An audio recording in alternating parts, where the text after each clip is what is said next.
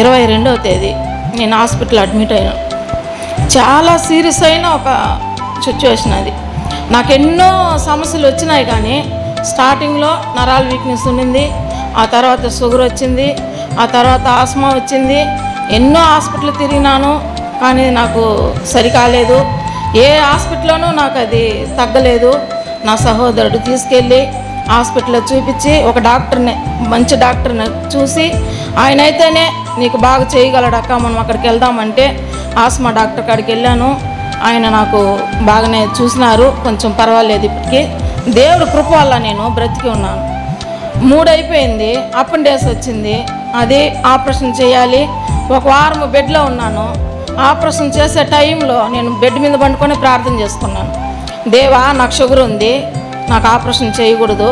నేను ఇంటికి వెళ్ళిన తర్వాత ఇక్కడ ఆపరేషన్కి అయ్యే ఖర్చు నేను ప్రార్థన కూడికి పెట్టిస్తాను, నేను ఆపరేషన్ చేసుకోకుండా ఇంటికి వెళ్ళాలి అని. ఆ డాక్టర్ గారు వచ్చారు. అమ్మ, నువ్వు ఆపరేషన్ థియేటర్కి వెళ్ళాలి, నువ్వు రెడీ అవ్వమ్మంటే అదొక వస్త్రం ఇచ్చి గౌన్ లాగా తగిలిచ్చి రామ్మ వెళ్దామని కొంచెం దూరం తీసుకెళ్లారు. ఆపరేషన్ థియేటర్ లోపలికి తీసుకెళ్లేటప్పుడు, దేవా, నాకు ఆపరేషన్ వద్దనుకున్నాను కదా, ఎందుకు ఇంత దూరం తీసుకొస్తున్నావు అని నా మనసులోనే నేను ప్రార్థన చేసుకుంటా ఉన్నాను. ఆయన అన్నారో తెలియదు, కానీ పెద్ద డాక్టర్ గారు, అమ్మ నువ్వు వెళ్ళు, ఇంకా ఒక 4 రోజులు నిన్ను బెడ్లోనే ఉంచుతాము, ట్రీట్మెంట్ ఇస్తాను, మళ్ళీ చూద్దాము, ఆపరేషన్ ఇప్పుడు వద్దు అని రిటర్న్ తీసుకొచ్చేసారు నన్ను. అయితే నేను వచ్చినాను, కానీ ఇంటికి నేను ఒక తప్పు చేసినాను. దేవుళ్ళలో నేను అక్కడ చెప్పింది ఏమంటే, ఇంటికి వచ్చిన తర్వాత ఆపరేషన్ డబ్బులు నేను ప్రార్థన కూడికి పెట్టిస్తాను అని. నేను పెట్టలేకపోయినాను, వేరే కార్యం జరిగింది. అక్కడి నుంచి ఇంకా నాకు ఎక్కువ సమస్యలు ఎక్కువ అయిపోయినాయి. అప్పటి నుంచి మళ్ళీ హార్ట్ ప్రాబ్లం వచ్చింది. మళ్ళీ మా సహోదరుడు తీసుకెళ్ళటం, వాళ్ళు నా నందిని, మా అబ్బాయి, మా పిల్లలు అందరూ నాతోనే ఉండేవారు. అక్కడ వెళ్ళి వచ్చిన తర్వాత కరోనా వచ్చింది. కరోనా వచ్చిన టైంలో ఎంతోమంది చనిపోయినారు. డాక్టర్లు అన్నారు, అమ్మ నువ్వు బ్రతుకువు, నీకు షుగర్ ఉంది, బీపీ ఉంది, ఆస్మా ఉంది, ఆస్మా పేషెంట్ కాబట్టి మేము నీకు గ్యారెంటీ ఇవ్వలేము, నీకు ఏమైనా నీకు ప్రాబ్లమే, నువ్వు బ్రతికేది మేము నిత్యంగా మేము చెప్పలేము అని డాక్టర్లన్నీ వచ్చి చూసి వాళ్ళు మాట్లాడుకుంటూ ఉండేవారు. వాళ్ళు మాట్లాడేది నాకు అర్థమవుతుంది, కానీ నేను తిరిగి వాళ్ళతో మాట్లాడలేని పరిస్థితి. చెయ్యిలో ఇంజక్షన్ వేసి ఇంతంత లావు వాపు వచ్చేసింది, 2 చేతులు. ఈ కరోనా టైంలో ఎవరు ఉండకూడదు కూడా పక్కన. ఒక 3 బెడ్ మాత్రమే ఉంది, ఇంత రూము, దీనికంటే పెద్ద రూము, ఒక 3 బెడ్లు ఉంది. నేను ఒక సైడు, ఆ సైడ్ ఒక ఆమె, ఈ సైడ్ ఒకరికొకరు కూడా మేము హెల్ప్ చేసుకోలేము. అలాంటి స్థితి ఏమంటే అది అలాంటిది. కాబట్టి ఎవరైనా లేచి బాత్రూమ్కి వెళ్ళాలన్నా మధ్యలోనే పడిపోయేవాళ్ళు. మేము ఒక ఇంజక్షన్లో పొడి చేస్తుంటారు కాబట్టి లేచి కూడా పోయి వాళ్ళనే గబాన్ తీయలేని పరిస్థితి. ఒక ఆమెకైతే బ్లడ్ అట్టే ఫుల్గా వచ్చేసింది, బాటిల్కి ఎక్కుతా ఉన్నింది. సిస్టర్లు సరిగ్గా రారు, ఎప్పుడో ఒకసారి వస్తారు, చూసుకుంటారు, పోతూ ఉంటారు. నేనే వెళ్ళి నా చేతులు ఉండేది తీసేసి పాపం ఆమె చేతులు ఉండేది కూడా ఆఫ్ చేసేసి వచ్చిన. ఏం చేసేది, ఒకరికొకరు చేసుకునే స్థితి కూడా లేదు. అలాంటి పరిస్థితుల్లో కూడా దేవుడు నన్ను ఎంతగానో గొప్పగా వాడుకొని, నేను అనుకున్నా, దేవా నీ చిత్తం ఎలా ఉందో అలాగే జరగని, నీ దగ్గరికి నేను రావాలనుకున్నప్పుడు సంతోషంగా వస్తాను, నీ కృప ఉంటే నేను బ్రతుకుతాను, నీ దయ నీ కృప నా మీద ఉంటే నేను తప్పకుండా బ్రతుకుతానయ్యా నమ్మకంతో నేను ప్రార్థన చేసుకుంటా. సెల్లు ఎట్లో హాస్పిటల్లో ఉండనివ్వరు, అక్కడైతే పెట్టుకోమని చెప్పించారు. వాక్యాలు వింటూ ఆ పాటలు, దేవుడు ఒక సేవలు అట్లా గడుచుకుంటూ అక్కడ ఒంటరిగా ఉన్నాను. 5 రోజులైంది భోజనం చేసి. నాకు ఆకలి అనేది ఎత్తడం లేదు, మంట కడుపులో నుంచి భయంకరమైన మంట. మా అమ్మకి ఇంటికి ఫోన్ చేసి అమ్మకి చెప్తే పెరుగు అన్నమే చేసి, అమ్మ అక్కడ పచ్చిమిరపకాయలే వేసి పంపించేస్తా అన్నారు. నేను తినలేకపోతా ఉన్నాను, అట్లే తీసి అట్లే వేసేసి డస్ట్బిన్లు ఎత్తుకుపోయి వేసేయడమే. అంటే అమ్మ ఇంట్లో నుంచే భోజనం చేసి పంపించేది నాకు. నా సహోదరుడు నా హాస్పిటల్కి ఇంటికి తిరిగే పని. మా ఆయన అయితే బయట నా కోసం కాపలా, ఏమైనా అడిగితే తెచ్చేవాలి, వాళ్ళు ఏమైనా చెప్తే వినాలి, ఇంటికి ఫోన్ చేయాలి, అలా ఈయన బయటే ఉండేవారు. నన్ను చాలా ఒక్కసారి 2 సార్లు కాదు, అది ఎందుకో నాకే తెలియలేదు. నేను అడుగుతూ ఉంటాను దేవుని, ఎందుకు దేవా ఎన్నిసార్లు నన్ను బ్రతికిస్తున్నావు? ఎంతోమంది ఎన్నో విధాలుగా చనిపోయినారు, నన్నైతే ఇలా బ్రతికిస్తున్నావే అని ఎన్నోసార్లు మొరపెట్టుకున్నాను, ఏడ్చాను కూడా. నేను కరోనా నుంచి తప్పించాడు దేవుడు. ఇంటికి వచ్చాను, ఒక 4 నెలలు అయింది. హార్ట్ ఇన్ఫెక్షన్ వచ్చేసింది. ఒక్క రూపాయి నా చేతిలో లేదు. అంటే అందరికీ ఇరకత పుట్టిపోతుంది. ఒకసారి వచ్చారు, 2 సార్లు వచ్చారు. మా కుమారమ్మ కానీ, మా దేవి కానీ, మా వదిన వాళ్ళందరూ వచ్చారు. 2-3 సార్లు హార్ట్ ఇన్ఫెక్షన్ వరకు మళ్ళీ అందరికీ ఇరకత అయిపోయింది నా మీద. ఏందిరా ఏమి 24 గంటలు అడ్మిట్ అంట. అన్నంత బాధ వేసింది ఇంట్లో వాళ్ళకి కూడా. హార్ట్ ఇన్ఫెక్షన్ అయింది. నాకు ఒళ్ళంతా నొప్పులు వచ్చింది. నా వల్ల కాలేదు, కూర్చోలేకపోతున్నాను, పండుకోలేకపోతున్నాను. హాస్పిటల్కి వెళ్ళాను, ఏగంద్ర హాస్పిటల్లో చూపించుకునేదానికి పోతే వెంకట సాయి హృదయాలయం హాస్పిటల్. అక్కడికి ఆయన ఏం చేశాడంటే, అమ్మా నువ్వు మీ వాళ్ళు ఎవరైనా వచ్చారా? మా సహోదరుడు వచ్చినాడయ్యా, బయట ఉన్నారు అని చెప్పాను. తొడుక్కరా అమ్మా అన్నారు. నేను వచ్చి పిలిచినాను. నువ్వు ఇక్కడ ఉండక్క, నేను వెళ్ళి మాట్లాడేసి వస్తాను అని నిన్న లోపలికి వెళ్ళారు. ఇంత చెప్పారంట నాకు తెలియదు. 2 రోజులు మాత్రమే ఆమె టైము, ఆమె చనిపోతుంది, అంత సీరియస్గా ఉంది, మేమేం చేయలేము, మీరు అడ్మిట్ చేసేట్లుకుంటే చెయ్యండి, కానీ మేము గ్యారెంటీ ఇవ్వలేము అని. మా ఇరువురి చేతిలో ₹1 లేదు.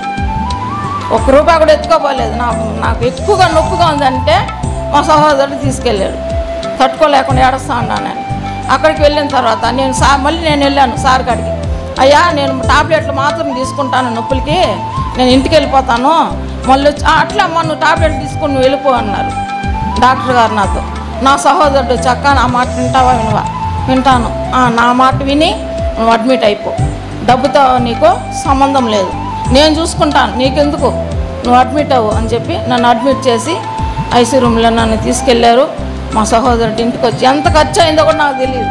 1 నెల వరకు వీళ్ళు చాలా కష్టపడి అక్కడే ఉండి చూపించుకొని ₹1,00,000 పైన అయిపోయింది అమౌంట్. అయితే ₹1 నా చేతిలో లేదు. అంతా మా సహోదరుడు పెట్టి నన్ను చూపించి ఇంటికి తీసుకొచ్చారు. ఇంటికి తీసుకొచ్చిన ఒక 2-3 నెలలకు అంతా నేను బాగున్నాను అని అనుకున్నాక మళ్ళీ కడుపు నొప్పి వచ్చింది. దేవా ఏంది దేవా నాకు ఇన్ని బాధలా, అసలు నేను తట్టుకోలేకపోతున్నానయ్యా, ఎందుకయ్యా నాకు ఈ కష్టాలు అని చెప్పి చాలా బాధపడ్డాను. హాస్పిటల్కి వెళ్ళాం. అక్కడికి వెళ్తే అన్ని చెకప్లు చేయాలన్నారు. ఎందుకు కడుపు నొప్పికే ఏంది ఇట్లా అంటున్నారు అంటే 30,000 దాకా ఒకేసారి కట్టించుకున్నారు. అన్ని చెకప్లు చేయించారు. మాకు తెలియలేదు, సిటీ స్కానింగ్ తీయాలా, అప్పుడే తెలుస్తుంది. ఎన్ని స్కానింగ్లో ఏమేమి ఉందో అన్నీ చేశారు. చేసిన తర్వాత కడుపులో పేగుల్లో ఇన్ఫెక్షన్ ఉంది, హార్ట్ ఇన్ఫెక్షన్ వచ్చింది. 3 నెలల తర్వాత కడుపులో ఇన్ఫెక్షన్. అప్పుడు నాకు కొంచెం ఇన్నిసార్లు ప్రాబ్లం వచ్చినా నాకు బాధ అనిపించలేదు. కానీ ఆ రోజు నేను ఏడ్చినాను, బాధ అనిపించింది. ఎందుకంటే నాకు ఆస్మా ఉంది, ముందుగానే నాకు ఊపిరాడదు, తల మీద నీళ్ళు పోసుకున్నా నాకు ఊపిరాడదు, నేను కూర్చొని లేయలేను, చాలా కష్టం నాకు. కొంచెం మాట్లాడితే కూడా నాకు అట్లే దగ్గు వచ్చేస్తుంది, గొంతు పట్టేస్తుంది, మాట రాదు నాకు. అలాంటి పరిస్థితుల్లో వాళ్ళు ఏమంటున్నారంటే ముక్కులోంచి పైప్ పెట్టి ట్యూబ్ పెట్టి ట్యూబ్ ద్వారా నీ ప్రాబ్లం ఏం సాల్వ్ చేయాలమ్మా అంటున్నారు. నాకైతే భయం వేసింది. అయ్యా నేను ఉండలేను, మా ఆయనతో అన్నాను, అయ్యా నేను ఉండలేను అయ్యా, నన్ను ఇంటికి తీసుకెళ్ళిపో, నాకు ఇక్కడ వద్దు, నేను చనిపోయినా ఇంట్లోనే ప్రశాంతంగా నేను చనిపోతాను, నా వల్ల ఇక్కడ తట్టుకోలేనయ్యా అని చెప్పాను. ఈయన వాళ్ళ అక్కకి వాళ్ళకందరూ ఫోన్ చేసి బాధపడతా ఉన్నారు. మా సహోదరుడు వచ్చాడు, నేను ఉండలేను సెల్వా, నాకు బాధగా ఉంది, నాకు భయం వేస్తుంది, ట్యూబ్ ముక్కులో పెడతానంటే ఊపిరాడదు నాకు, అందువల్ల నా వల్ల కాదు, నేను వెళ్ళిపోదాం ఇంటికి అని చెప్పంటే, లేదక్క నా మాటను, దేవుడు ఉన్నాడు, ఎన్నిసార్లు నేను దేవుడు బ్రతికిస్తూ ఉన్నాడు, నువ్వు కాసేపు నువ్వు ప్రార్థన చేసుకో, కాసేపు ధైర్యం తెచ్చుకో, కాసేపు కూర్చో, నువ్వు భయపడద్దు, దేవుడు నీ తోడున్నాడు, నువ్వు ఎందుకు భయపడతావు అని చెప్పి మా సహోదరుడు చెప్పి కాసేపు అట్లే నేను బెడ్ మీద పోయి కూర్చున్న తర్వాత ఆ సిస్టర్లు వచ్చినారు. సిస్టర్లు వచ్చి నువ్వు పండుకో సిస్టర్, మేము చూస్తాము, నువ్వు భయపడొద్దు, నీకేం కాదులే అని చెప్పి అన్నారు. ట్యూబ్ తెచ్చారు. నాకు అప్పుడు కూడా దేవా నీ చిత్తమే, గబాని వెళ్ళిపోయినా నాకు ప్రాబ్లం లేదు, కానీ చాలా నాకు కష్టం అనమాట. ఆస్మా వల్ల చాలా ఊపిరాడదనమాట, నాకు భయం వేసింది. ఒక లిక్విడ్ ఒకటి వేశారు, ప్రార్థన చేసుకుంటా ఉండ పండుకోండి, నేను దేవా నీ చిత్తమే, ఎలాగో నువ్వే నడిపించాలి తండ్రి అని చెప్పి ఆ పిల్లలు ఆ ట్యూబ్ పెట్టారు. మింగు అంటున్నారు వాళ్ళు, అది లోపలికి ఎట్టబోతుందంటే అట్టే గుచ్చుకుంటా ఉంది, నాకు నా వల్ల కాలేదు, నొప్పి వేస్తూ ఉంది. సిస్టర్ నొప్పిగా ఉంది సిస్టర్ అంటే, నేను చిన్నగా పెడతానులే ఆంటీ, నువ్వేం భయపడొద్దు. ఆ అమ్మాయి కూడా క్రిస్టియన్ అనమాట, హాస్టల్ నుంచి వచ్చింది. ఆంటీ నువ్వేం భయపడొద్దు, నువ్వు ప్రార్థన చేసుకుంటా అన్నావు కదా, నువ్వు అట్లే ప్రార్థన చేసుకో, నేను చిన్నగా పెడతాను అంటే అని చిన్నగా అమ్మాయి ఇంత పొడుగు ట్యూబ్ అనమాట పెట్టి, ఆ ట్యూబ్ ద్వారా 10 రోజులు ఒక్క చుక్క నీళ్ళు కానీ ఇవ్వలేదు. 10 రోజులు బెడ్ మీద ఆ ట్యూబ్ పెట్టి ఏమీ లేకుండా బాటిల్స్ మాత్రం గ్లూకోజ్ ఎక్కుతా ఉంది. ఇంజక్షన్లు వేస్తూనే ఉన్నారు. ఆ టాబ్లెట్ ఇచ్చేటప్పుడు వస్తారు, దాన్ని ఓపెన్ చేస్తారు, ఒక టాబ్లెట్ వేసి అంత నీళ్ళు ఇస్తారు. మా రాజు వచ్చినాడు, నా వల్ల కాల, నీళ్ళు దప్పికి నోరు ఎండిపోతుంది. రాజు కొద్దిగా నీళ్ళు పోయి అంటే వీనికి ఎప్పుడో చెప్పేస్తున్నారు వీళ్ళు, అత్త నీళ్ళు అడిగితే ఇవ్వద్దు అని. ఇవ్వలేదు, ఇంకా బాటిల్ తీసి పక్కన పెట్టేసిపోతా ఉన్నారు వీళ్ళు. ఎవరిని అడిగినా ఒక చుక్క నీళ్ళు ఈయన అంటున్నారు. చాలా ఇదిగా ఉంది, ఎండిపోతుంది నోరు కానీ పెదాలు కానీ చాలా ఎండిపోతుంది. మళ్ళీ డాక్టర్ వస్తాయ్యా ఒక్క చుక్క నీళ్ళు కూడా పోయిన అంటున్నారయ్యా వీళ్ళంటే, దూద్ తీసుకొని దాంట్లో తడిపి పెదాలకు మాత్రం పెట్టండి, ఎండిపోతుంది అంటా ఉంది కదా అని చెప్పి అట్లా తడిపినారనమాట. పోయిన సంవత్సరము క్రిస్మస్కి నేను ఇంట్లో లేదు.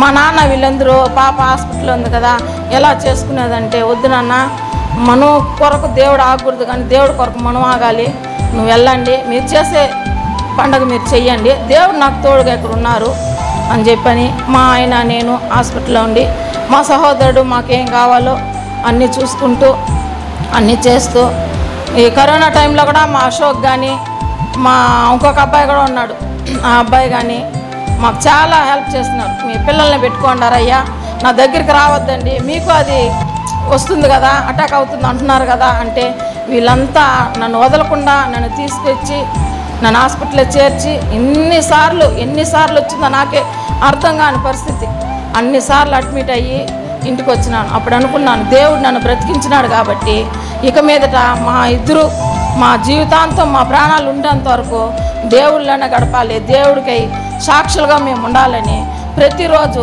ఉదయము సాయంత్రము చర్చిలో కూర్చొని సెల్ ద్వారా 10 మందికి ప్రార్థన చేస్తూ ఉన్నాను.